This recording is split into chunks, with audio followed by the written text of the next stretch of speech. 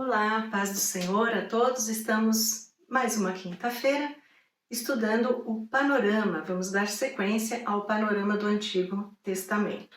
Então hoje nós pretendemos chegar a Canaã e falar sobre este período, de estada do povo na terra de Canaã. Na semana passada nós chegamos até o livro de Êxodo, Falamos a respeito do princípio de tudo, da criação, do plano maior de Deus, que desenrola em especial no livro de Gênesis, trazendo um panorama de toda a Escritura e de todo o plano de Deus para a restauração da humanidade.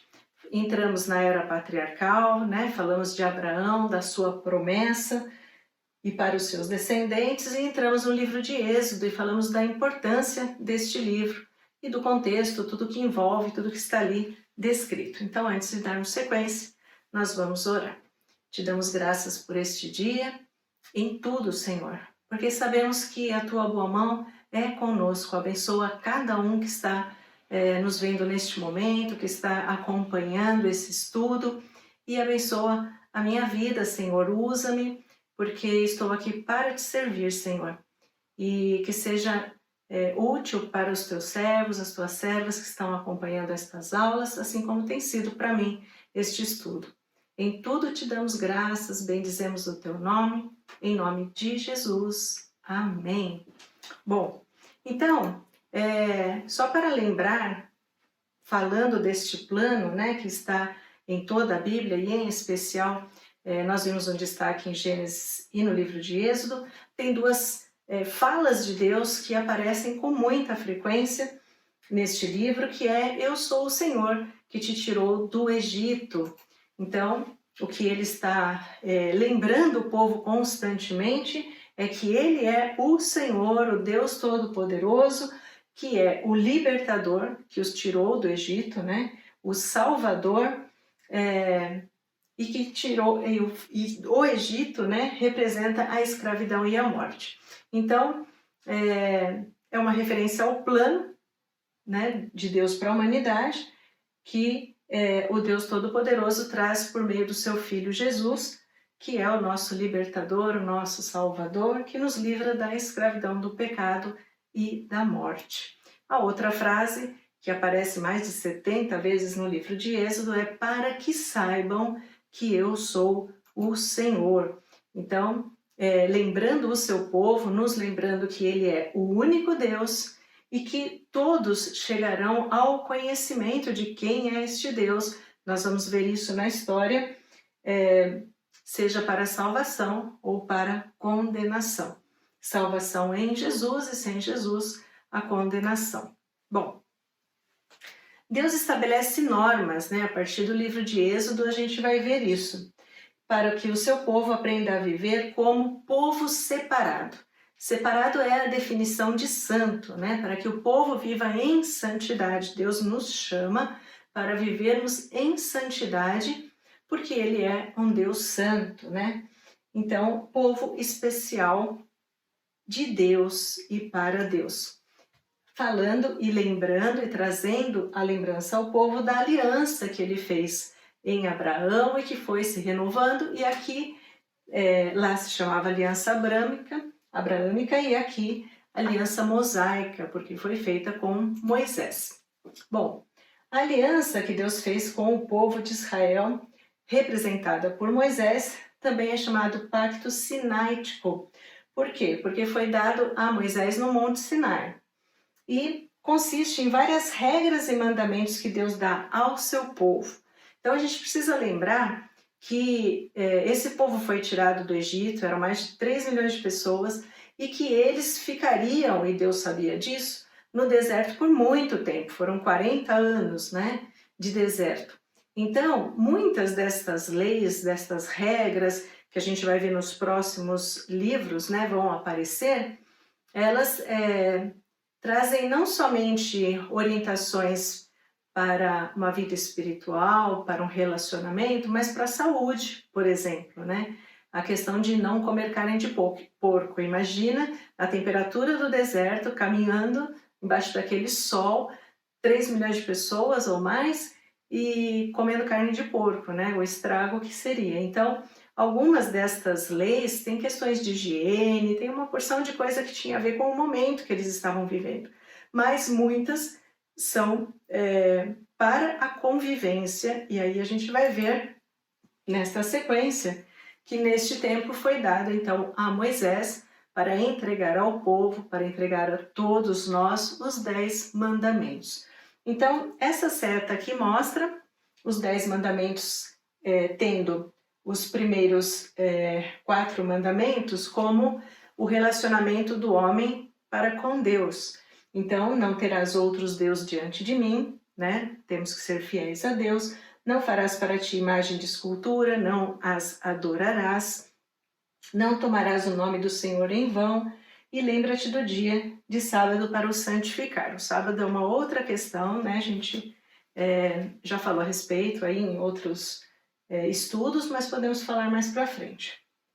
Então aqui fala do relacionamento vertical do homem para com Deus, e os outros mandamentos falam a respeito do relacionamento do homem com o homem, por isso é um relacionamento horizontal. Honrar pai e mãe, não matar, não adulterar, não furtar, não dar falso testemunho e não cobiçar. Tudo isso tem a ver com relacionamento interpessoal, né, entre os seres humanos. E nós sabemos que Jesus pega então essas 2 tábuas, né, dos mandamentos e faz uma tradução, um resumo, uma explicação. Ele simplifica de modo perfeito o que isso significa. Tudo que tem a ver com este relacionamento vertical com Deus, amarás a Deus sobre todas as coisas, e o que tem a ver com relacionamento humano e ao próximo como a ti mesmo. Então, ele resume nessas 2 leis. Moisés, no período de Êxodo, nós vamos ver a história de Moisés, a trajetória dele com o povo. Ele passou 40 anos no deserto, 40 anos em Midian e no Egito, 40 anos em Midian e depois 40 anos no deserto com o povo. Veja o que escreveu a respeito disso, linda esta definição de Moody. Ele diz: Moisés passou 40 anos achando que ele era alguém, quando ele estava no Egito. Ele passou 40 anos aprendendo em Midian que ele não era nada.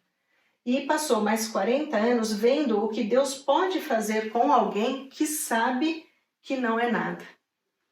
Porque é isso, né? Sem Deus nós não somos nada. E quando nós reconhecemos a nossa pequenez, né? A nossa insuficiência por nós mesmos e nos entregamos à vontade soberana de Deus, então nós podemos ver o que Deus pode fazer através das nossas vidas. É tremendo isso. No período de Êxodo, nesse tempo de deserto, foi dado também ao povo, né, o tabernáculo. Eu não vou entrar em nenhum detalhe a respeito disso, porque nós vamos ter, na sequência do estudo do panorama, 2 aulas para falar apenas a respeito do tabernáculo e do templo.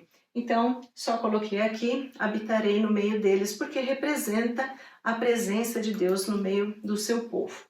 O livro de Êxodo termina com a edificação do tabernáculo. E aí vem a questão: como é que Israel faria uso deste lugar? Quais são as regras que Deus estabeleceria para que eles usassem este tabernáculo, né, este lugar da presença de Deus? Então, o livro de Levítico, que é a sequência, é a resposta para isso. Ali vai ter toda a especificação de como sacerdote, de quem pode entrar, do que faz ali, dos detalhes. Tudo isso, então, vai estar registrado no livro de Levítico. Bom, foi dado a Moisés, no intervalo de 50 dias, entre a inauguração do tabernáculo e a partida do povo do Sinai. Então, quando a gente vê, né, os livros, parece que, por exemplo, o livro de Levítico seria mais uma trajetória deles de muitos anos ou algo assim. Não. No período de Êxodo, dentro daquela história, nós temos Moisés com o povo e Deus dando a ele toda essa instrução, tudo aquilo que foi escrito no livro de Levítico, foi no período de 50 dias que Deus deu a Moisés para ele escrever. Então é importante o livro de Levítico por causa dos seus ensinamentos sobre os seguintes princípios espirituais, além de leis, de regras, de como usar, né, o tabernáculo e tudo mais, tem essas questões espirituais que vão aparecer aí, o ensinamento, a orientação, que é a expiação, que é a morte substitutiva para a reconciliação do homem com Deus, né? A entrada do sacrifício para a purificação do pecado, tudo isso figura do que Jesus faria depois, e a respeito da santidade. Nós vamos ver específico a santidade do povo, a santidade do sacerdote e etc. Bom, na sequência vem o livro de Números. Números vai refletir, por isso chama Números, né? O recenseamento, o levantamento dos hebreus. Quem são, quantos, de que idade, né? É o censo que é feito até hoje, né? Em todos os lugares, que estão descritos no capítulo 1 e no capítulo 26. Então, o que nós encontramos também no livro de Números? A entrada e a saída do povo do Sinai, a saída do Sinai para Cades Barneia, o tempo de estada ali, a saída de Cades Barneia para Moabe e o tempo de estada aí. Na sequência, lembra que a gente está dando uma pincelada, entendendo esta trajetória e o plano de Deus. Livro de Deuteronômio. Deuteronômio significa segunda lei. Resumo do período no deserto e organização do material legal, da lei, né? Então, nós vamos ver uma repetição de algumas coisas, porque vai trazer uma explicação, um resumo da história de tudo que aconteceu no período do deserto e vai organizar, vai trazer como uma reflexão e uma organização da lei, do que foi dado antes. O livro oferece aos israelitas uma perspectiva ampla dos acontecimentos da geração anterior, né? Porque lembra que foi muito tempo que eles passaram no deserto e tudo o que aconteceu, criando a oportunidade de renovação da aliança. Sempre importante isso, né? A continuidade da história, do plano de Deus, dos acontecimentos, daquilo que Deus fez no meio do seu povo, para que as futuras gerações renovem a sua aliança com Deus. Também vamos encontrar no livro de Deuteronômio os discursos de Moisés. São vários discursos e as suas últimas palavras que trazem instruções para o povo. Bom, então nós vamos abrir em Deuteronômio. Pegue aí a sua Bíblia. Lembra que se você tiver alguma dúvida, você pode escrever aí, que a gente já responde na mesma hora. Deuteronômio, capítulo 31. Abra aí a sua Bíblia. É importante nós lermos, independente da versão.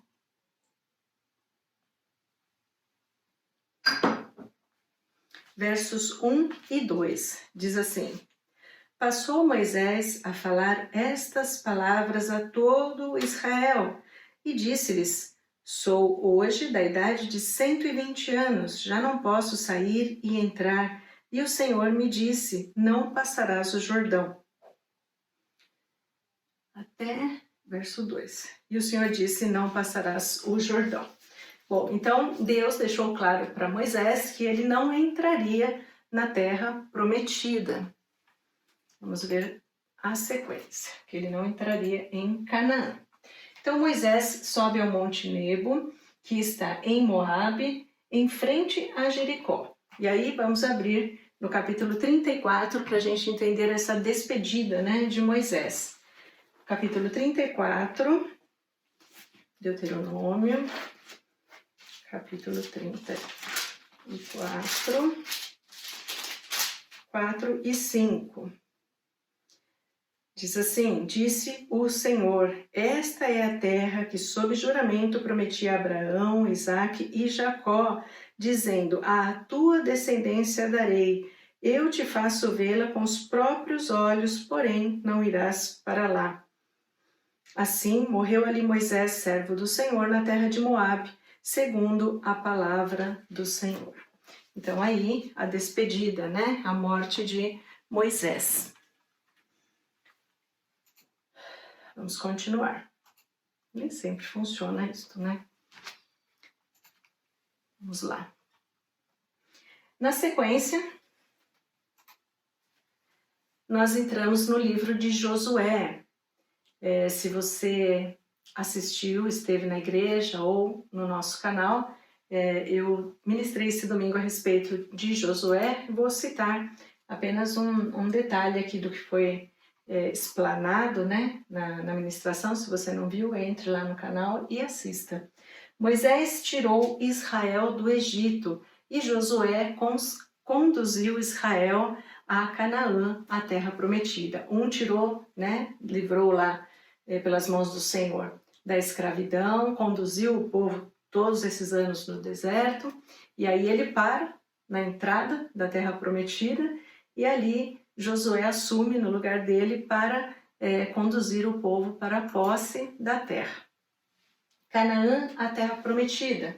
Após a morte de Moisés, então Deus convoca Josué para substituir Moisés, uma tarefa bastante difícil, porque não era fácil, né, administrar mais de 3 milhões de pessoas, julgar e, enfim, né, administrar mesmo, conduzir todo este povo.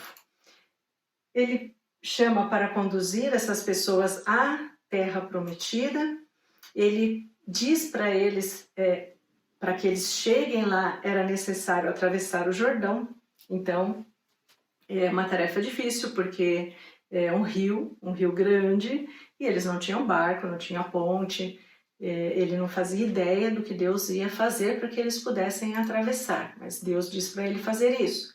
E para tomar posse da terra, que estava ocupada pelos cananeus. E por fim, ensinar a lei. Essa passagem de Josué 1:9 é uma repetição, né? Acontece 3, 4 vezes ali no início do livro de Josué, em que ele diz: seja forte e corajoso. Não te mandei eu, seja forte e corajoso. Por quê? Para fazer tudo isso que Deus pediu para ele, era necessário ser forte e corajoso, como nós precisamos ser para sempre, para fazer a vontade de Deus, porque estamos no mundo, né? Então é sempre um desafio realizar aquilo que é o propósito, o plano de Deus para as nossas vidas. Por isso precisamos, no Senhor, sermos fortes e corajosos. Bom, no livro de Josué, então, nós vamos ver a conquista da terra. Primeiro tem a repartição, né? Josué, ele vai dizer qual porção de terra, ocupado por qual povo lá dos cananeus, vai pertencer a que tribo de Israel, para que eles pudessem entrar e tomar posse da terra. E no livro nós vamos encontrar ensinamentos a respeito da fidelidade à aliança, a importância de que em tudo que eles fizessem, tomando posse da terra, passando a viver nesta terra, que é promessa de Deus, eles fossem fiéis à aliança para ser bem sucedido.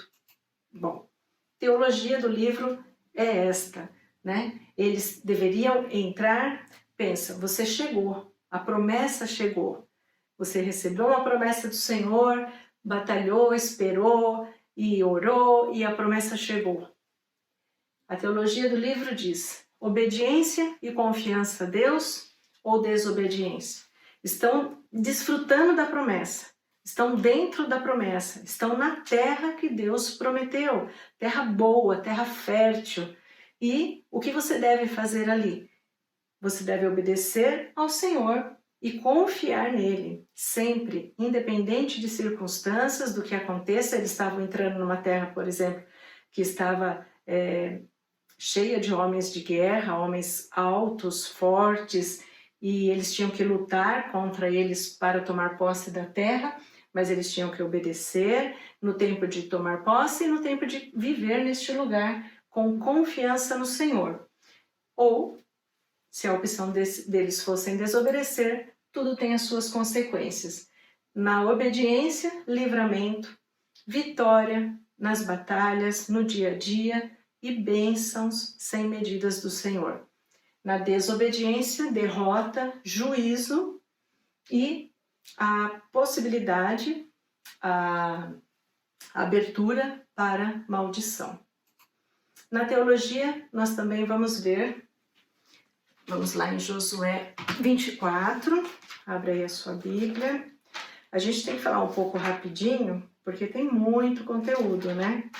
Já é assim um desafio, em tão pouco tempo, fazer um panorama de tantos livros, né? O Antigo Testamento é maior do que o Novo. Livro de Josué, eu já estou lá em Juiz. Livro de Josué, capítulo 24. Abre aí a sua Bíblia, capítulo 24, verso 14 a 16. Diz assim: Agora, pois, temei ao Senhor e servi-o com integridade e com fidelidade. Deitai fora os deuses aos quais serviram vossos pais da além do Eufrate e no Egito, e sirvam ao Senhor.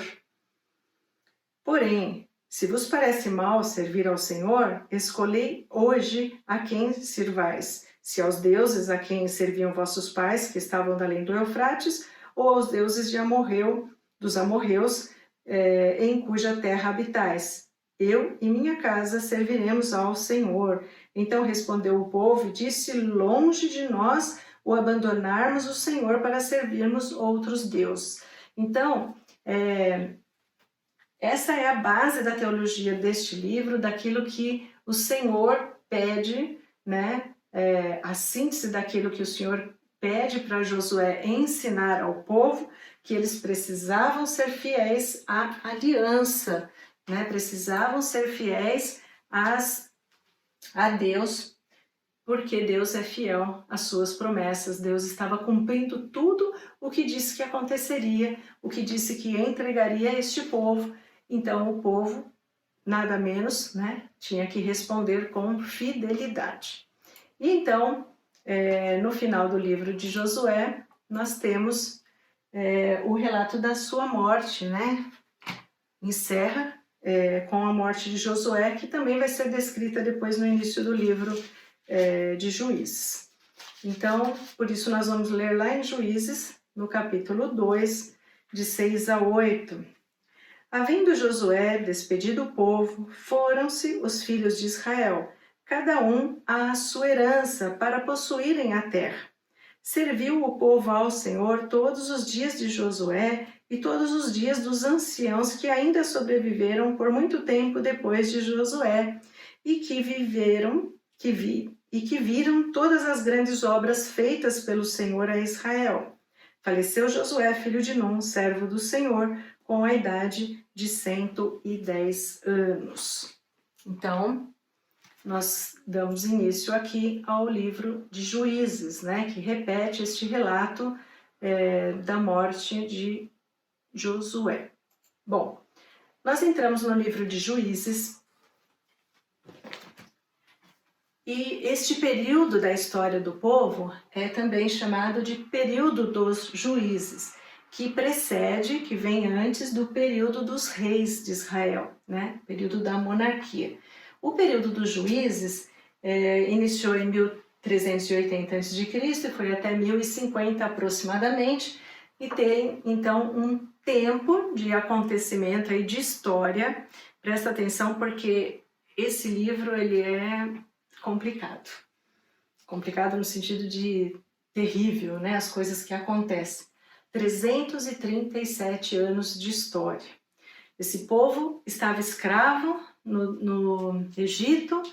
O Senhor levanta Moisés como libertador, tira eles do Egito, eles passam em rebeldia 40 anos andando no deserto, somente a nova geração, né, entra em Canaã.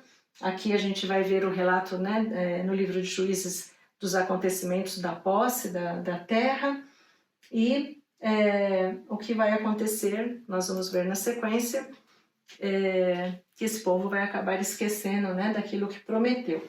Então, as tribos, elas eram governadas, por isso chama período dos juízes, governada por juízes, mas não são juízes como os de hoje, né, que bate o martelo. A gente coloca isso porque simboliza os juízes, mas eles eram líderes militares. Cada tribo de Israel tinha um líder militar, que era chamado juiz. E é um período negro na história de Israel. Esse livro relata assim a decadência, né, deste povo neste período. Bom, então o que acontece? Deus salvou Israel do Egito, cumpriu a promessa, levou esse povo até Canaã. Ele manda Josué alertar este povo de que eles deviam obedecer, não apareceu ali, obedecer à aliança, né? Ressaltou, insistiu, né? Deus, quando chamou Josué, falou: insiste com este povo, ensina este povo a obedecer à aliança, a ser um povo santo, um povo separado, que vive em santidade para mostrar às outras nações quem era o Deus de Israel. É testemunho, este povo deveria testemunhar para as outras nações com o seu reflexo da santidade de Deus. E aí, lembra que nós acabamos de ler? Quando Josué diz para ele: vocês precisam ser fiéis, vocês estão entrando na terra prometida, vocês estão tomando posse, seja fiel a Deus. E o povo que respondeu: longe de nós abandonar o Senhor para servirmos a outros deuses. Mas o que acontece? Quando eles entram para tomar posse da terra, é uma coisa muito grande, né? É um país, é um território gigantesco. E foi dividido antes, né? Josué disse quem tomaria posse do que e tal, e estava tudo povoado isso daqui. Então, Josué liderou eles na maior parte, né, da posse aí das terras. Espera só um pouquinho, porque a gente ainda está aqui. É que eu queria mostrar o mapa. Eles tomaram posse, né, das terras. Então, o que acontece? Uma das tribos tinha que tomar posse deste território. Então, outras tribos, né, que são irmãos, são todos, né, descendentes de Jacó, do mesmo pai lá atrás, ajudava aquela tribo a tomar posse daquela terra. Depois eles iam e ajudavam o outro a tomar posse da outra terra. Porém, iam ficando o que eles chamam de bolsões, né, de bolso grande, de um espaço de terra onde ainda tinha esse povo cananeu vivendo lá, e como era pouco em relação ao tamanho do exército de cada tribo, porque cada tribo, nós estamos falando em mais de 250 mil pessoas, cada tribo tinha mais ou menos isso. Então, por causa da resistência, porque eles estavam lutando, né, pela terra que eles estavam vivendo, os cananeus. Aí chega Israel, começa a atacar, né, e vai conquistando, mas tem resistência, eles estão brigando. Então, quando os aliados, né, as outras tribos viam que agora eles dão conta de terminar de invadir aqui, vamos ajudar o outro a invadir lá. E aí ia ficando esses bolsões aqui no meio. Para que fosse destruído individualmente pela tribo. Bom, daí o que acontece?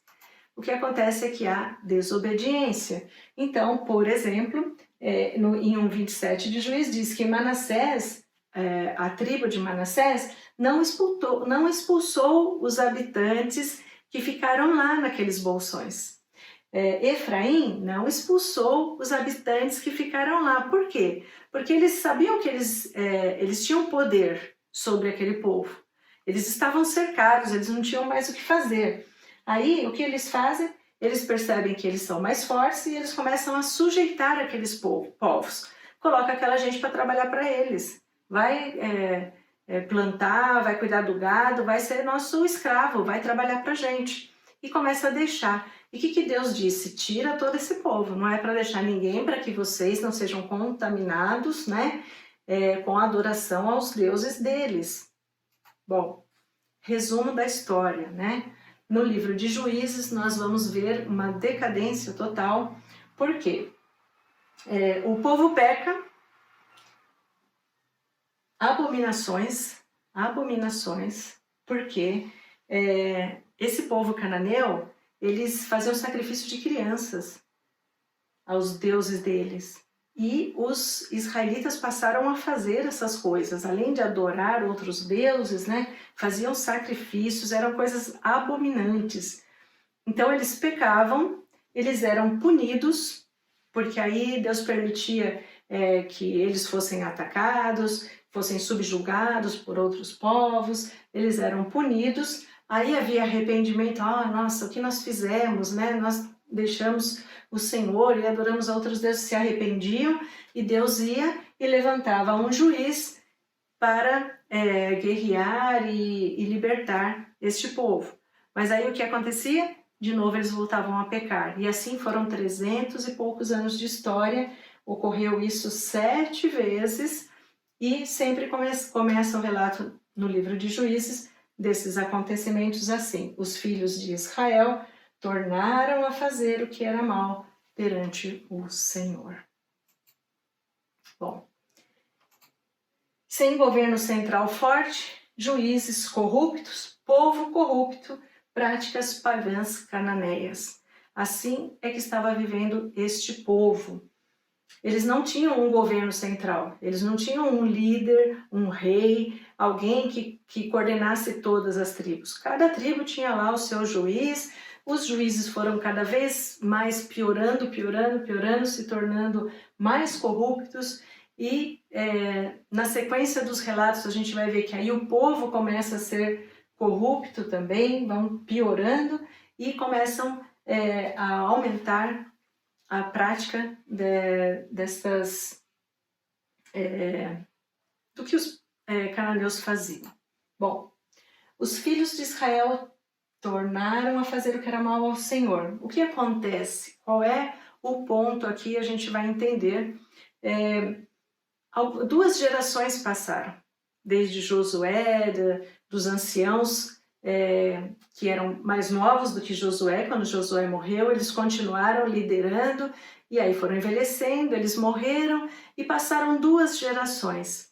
E aí deixaram de falar do Senhor, deixaram de ensinar. Por isso, ensina o seu filho o caminho que ele deve andar, e ainda quando for velho, não se esquecerá dele. É isso que o Senhor nos ensina.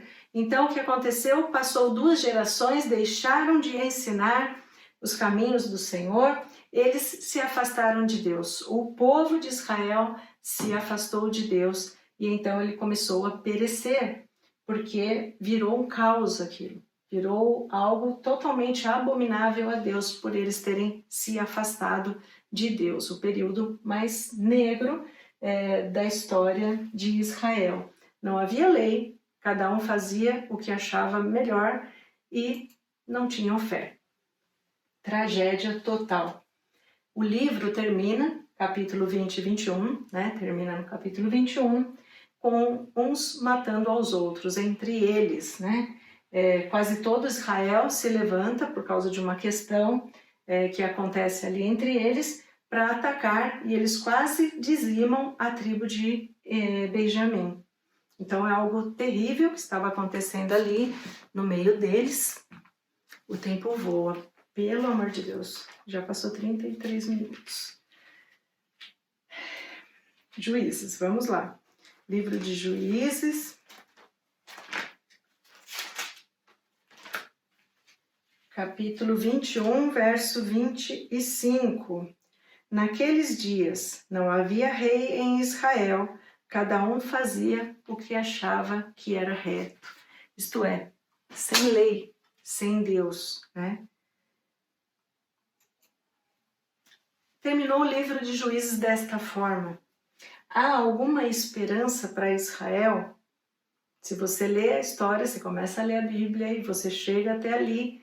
Há alguma esperança para Israel? Há esperança para Israel. Por quê? Porque Deus tinha um plano e este plano não acabou. Este plano continua. Os planos de Deus nunca são frustrados. Graça e misericórdia de Deus para este povo é revelada em Davi. Então, no meio desses 2 períodos, nós temos o livro de Juízes e os reis que começam com Samuel e tal, nós temos o livro de Ruth no meio. Ruth, logo no primeiro versículo, diz que a história dela, que está acontecendo ali, da família de Noemi e tal, acontece nesse período dos juízes, né? No período final dos juízes, quando havia uma depravação total, quando a tragédia era total, o abandono de Deus, né, do povo para com Deus, estava assim no auge. Neste tempo acontece a história de Ruth, um refrigério no meio deste caos, né? Parte importante do plano de Deus. Por quê? Porque enquanto está acontecendo toda essa tragédia, o povo deixando Deus de lado, fazendo do jeito que queria, Deus estava trabalhando nos bastidores lá na vida de Ruth. Uma mulher chamada Ruth. Eu vou encerrar esta aula com o livro de Ruth. Nós vamos ter que ter mais uma na próxima semana para ir até o final do panorama, para simplificar, tá bom? Depois você lê lá, são 4 capítulos somente, mas Noemi, com o seu esposo e os seus 2 filhos, eles saem de Israel por conta da seca. Eles estavam, a fome se abate, né? Imagina esse caos que estava acontecendo, aí Deus tira a mão e aí começa, né, a consequência do pecado de tudo que estava acontecendo. Então a fome se abate naquele lugar, eles tomam a decisão, não tem uma explicação detalhada sobre isso, e eles vão para Moab, fugindo da fome, esta família. E lá eles moram, os filhos se casam, não é? Mas se abate uma tragédia sobre esta família. Morre o marido de Noemi, Abimeleque, morre Quilom e morre Malom, que são os filhos deles 2, deste casal. E fica a Noemi com as suas noras, com a Orfa e com a Ruth. Então, o que acontece? Noemi está desgostosa com a vida e ela fala assim, olha, chega, eu soube que está tudo bem lá em Israel, já tem, né, alimento, já tem chuva e eu vou voltar para lá. E vocês podem voltar para a casa de vocês, dos pais de vocês lá em Moab, porque eu não tenho mais nada para oferecer para vocês. A Orfa volta para a família dela, mas Ruth decide ir com a sua sogra, seguir em frente. Esta decisão dela, que nós vamos ler aqui em Ruth, capítulo 1. Vamos abrir lá no livro de Ruth para a gente encerrar neste livro. Aí na próxima aula nós vamos falar sobre os reis de Israel e vamos chegar no final, né? Depois de Juízes, nós temos o livro de Ruth. Ruth, capítulo 1, verso 16. Diz assim, quando Noemi diz para elas voltarem para casa. Disse, porém, Ruth, não insista para que eu te deixe, nem obrigue-me a fazer isso. Porque aonde quer que você for, eu irei, aonde quer que você repousar, ali repousarei eu. O teu povo é o meu povo e o teu Deus é o meu Deus. Essa foi a decisão de vida, a melhor decisão da vida desta mulher, que estava debaixo do propósito de Deus. Por quê? Porque Ruth volta com ela para Israel, lá ela trabalha para ajudar a sua sogra, ela se casa e ela tem o seu filho, Obed. Obed tem o seu filho Jessé, e Jessé tem o seu filho Davi. Então, da descendência desta mulher que toma esta decisão, esta mulher moabita, decide seguir a este Deus maravilhoso, e da descendência então de Ruth vem Davi, que nós vamos falar na próxima semana, e Jesus, né, que vem da descendência de Davi. Bom, nós encerramos aqui.